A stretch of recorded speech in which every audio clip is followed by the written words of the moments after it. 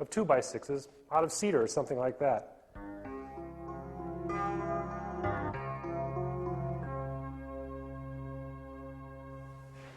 This is the skirt board. My skirt board is going to be a piece of 1x10 clear fir. I chose this width so I'd have at least 2 or 3 inches from the top of my tread to the top of my skirt board. To find the length of this skirt board, I'd put a mark on the sheetrock which represented the top of my skirt board. I'd also put a mark up here. And I'd extend this down through both points to the floor. Let's call this point A. I'd also extend this line upwards to a point where it intersected with the finished face of my top riser. Then I'd measure from point B to point A and lay that out at the proper angles on my finished skirt board. I'd then lay out the cuts that would be appropriate at the bottom and at the top for the kind of base trim I would be using. Remember I mentioned this notch. I cut this in my subfloor so my skirt board would slide right in. These are 12-penny finish nails I'm using here, and I'll probably put 1 or 2 in every stud.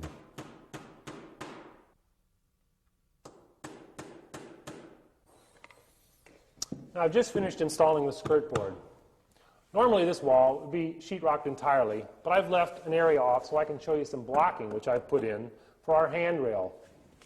I've installed this blocking so the top of my handrail will be about 30 inches from the top of this tread, even with the face of this riser. Let me show you some of the types of handrails we might use.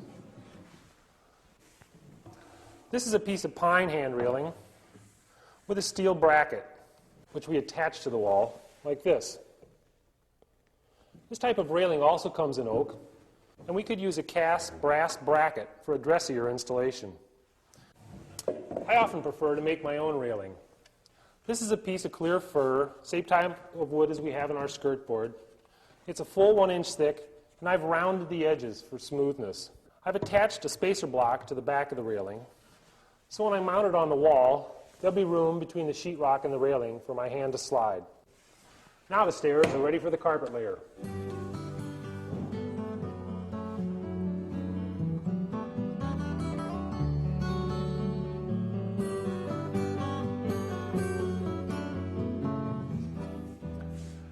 I want to show you this model of our second stairway so I can explain some of the details of its construction. Our finished floor to finished floor height will be the same as in our first stairway, so our calculations of rise and run will also be the same. Now this is an L-shaped stair, and I'll explain in a minute how this landing just takes the place of one of our steps. In this stairway, instead of plywood for our risers and treads, we'll be using oak. We'll have the same cut carriages, but our carriage on this side will be our skirt board. This will be thicker because I'm going to route mortises to house our risers and treads. The finished skirt board on this side will be mitered to receive our risers. Up here, I've attached the carriages with a hanger board, just like in our first stairway. Up at the top here, I've attached our carriages by butting them into the header. I've also notched the carriage so it can rest on this ledger board. This stairway will have a starting newel and a landing newel. It'll have a handrail and a balustrade. Well, the first place to start with an L-shaped stairway is at the landing, so let's go.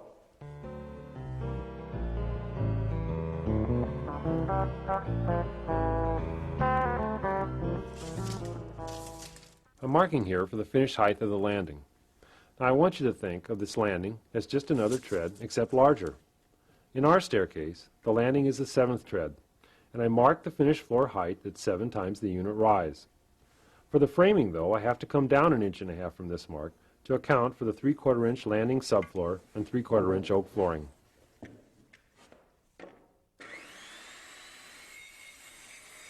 I'm using 2x10s for the framing of the landing.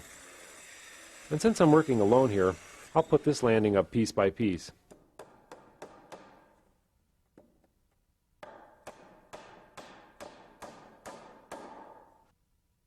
If you have help, it'll be easier to build it in one piece on the floor and then nail it in place.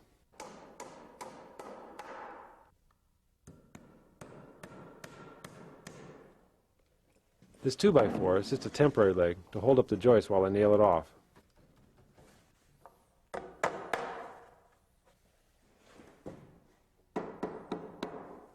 This landing is really nothing more than a big box. You can also see it's not a square but a rectangle, because the carriages of the upper flight rest on one end.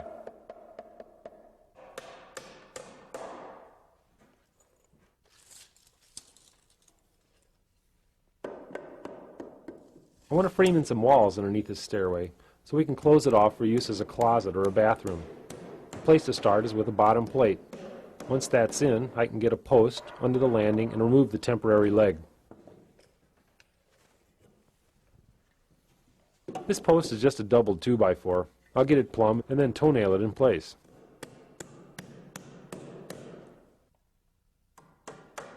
Blocking is one of those things that you never miss until it's not there.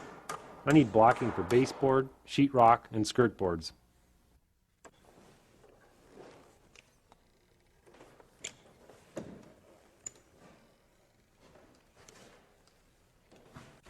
The landing gets a layer of plywood right on top of the glue, just like a regular floor.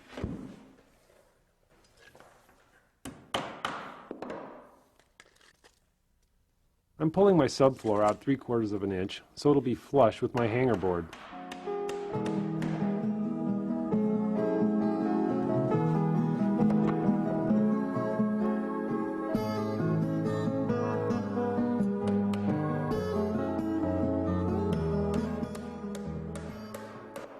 Now this hanger board is just like on the straight run stairs. I'll tack it in place and add more nails when I'm sure it's right.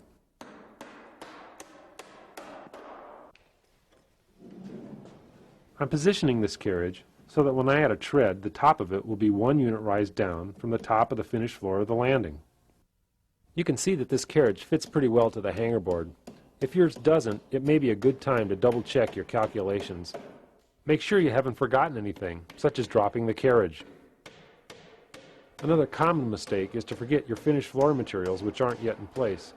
You've allowed for them in your calculations, so don't forget them in your measurements. I'm using a level to find the height of the middle carriage. I could measure down like I did for the first one, but this way I'll be sure they'll both line up. I'm putting a few nails through the hanger board into the carriage like I did on our first stairs, but I probably won't use any clips because this is such a short flight. Once again, we're going to use a kickboard at the bottom of this stairs. You can see here that I've only got 2 cut carriages for this stairway. That's because the third one against the wall would be the house skirt board, and it'll be mortised to receive our treads and risers. If this was concrete, you'd have to bolt this down. Time now for the upper flight. I slide the top into place and flush the bottom up with the landing. I really prefer to rest the carriages on the landing rather than butting them into it.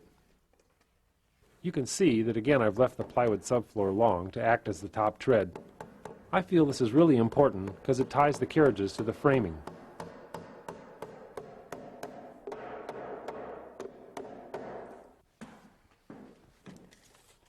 I've laid out the carriages for the upper flight the same as I did for the bottom flight.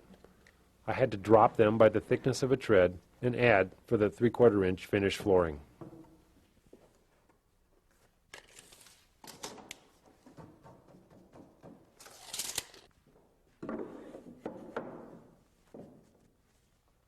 Now at the top, instead of a hanger board, I'll be using a ledger board. This is because our carriages butt against the header. This ledger, like a kickboard, will keep our carriages from sliding down. The ledger is beveled, so we can sheetrock flush with the carriages. Now I need to do the framing under the stairway to close this off for a closet. First I put in a top plate so I have something to nail my studs to. I've got layout marks on the bottom plate. Instead of putting them on the top plate, I'll just use my level and mark it in place. This area under the stairs is too good to waste. It's a good spot for a half bath or a closet. It also makes for a nice private space used as a library or just shelving.